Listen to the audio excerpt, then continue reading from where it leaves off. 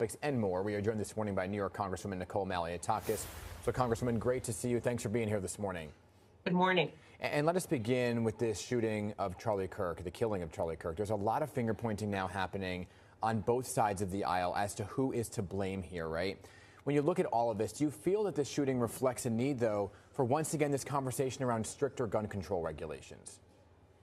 I think it's always going to be a discussion, right? We have laws here in New York that are not the same as the national laws.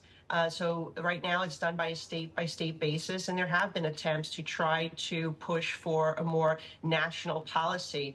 But there also is the issue of mental health, and there's obviously individuals who should not be having these firearms. And so there's the issue of background checks that has come up. As a state legislator, I did support tougher gun control measures here in the state of New York. I have voted for some measures on the federal level. They have not become law. And I think that we should have a national standard going forward, certainly one that does require the background checks, but we still don't know the facts here. We don't know if this is somebody who is a repeat offender, a criminal, was this an illegal firearm? And I think a lot of times people want to jump to conclusions to change laws instead of looking at what got us in this place. So, you know, there certainly is a mental health aspect, though, when you look at the shootings that have occurred over the last few years, particularly those in our schools. There needs to be a real conversation here. We can't coddle individuals who have mental health issues. We need to address them head on. And we've put a lot of resources, by the way, toward this. But obviously there's a missing link.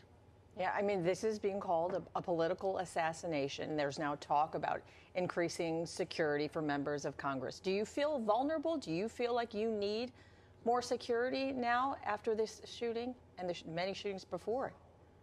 I think anyone who's in public office feels the need for enhanced security.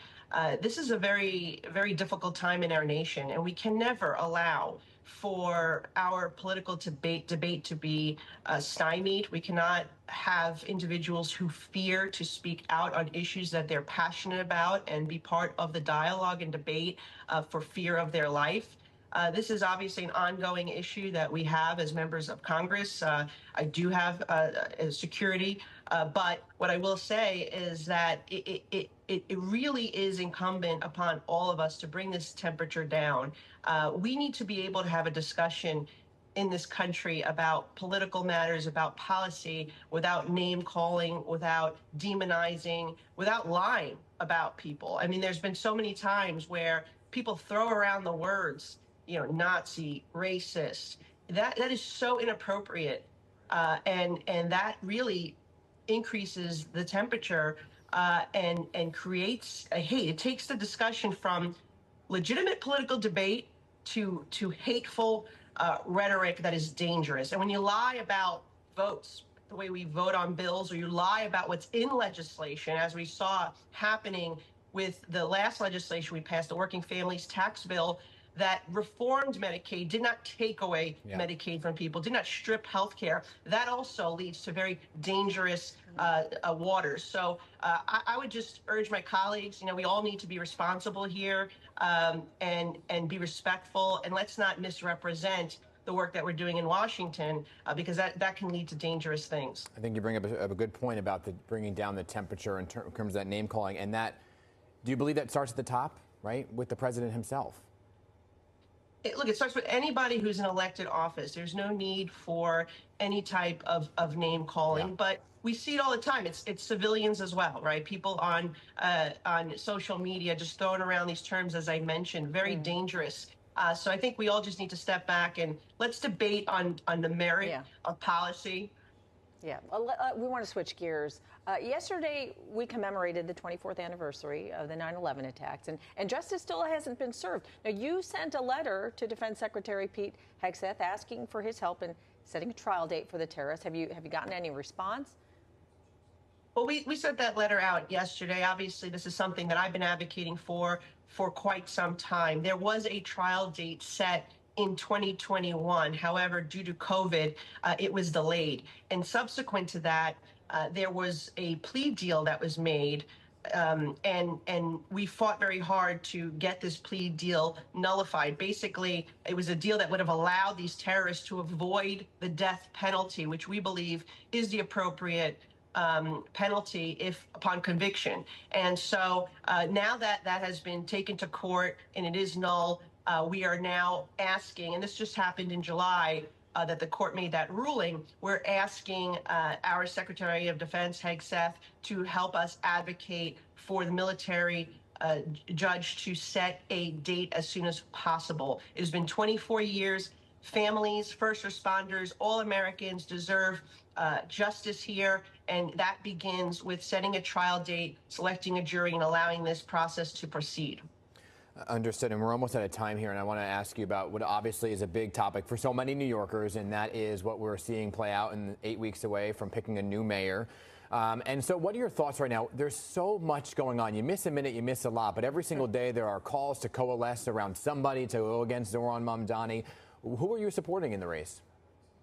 Well, I've endorsed Curtis Sliwa. Curtis Sliwa is the one candidate who I believe has not contributed to the demise of our city.